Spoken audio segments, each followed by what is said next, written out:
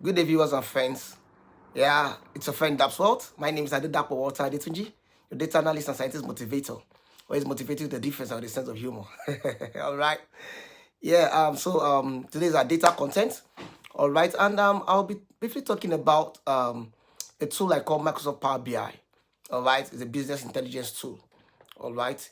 Um, Last time we dealt with Tableau, all right, and this time around we're looking at what we can use Microsoft Power BI to do, all right, as regarding data. So I'll be treating various areas on data visualization, data reporting, and data modeling using Microsoft Power BI. So just get ready, all right, get set, because the next class will have some practical, all right, on data visualization, on data reporting using Microsoft Power BI. But before we delve into that, I'll also teach us how to use Microsoft Power BI for data cleansing, how to use the Power Query editor to edit or clean our data, all right, our data sets.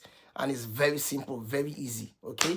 I'm going to break it down. I'm going to make it very easy for you as a data analyst, that you understand how to use Microsoft Power BI for data cleansing, all right? That will be our first lecture, all right? And then we finally delve into analyzing the data sets practically, all right, using Microsoft Power BI. So Power BI there simply means business intelligence tool, Microsoft Power Business Intelligence tool.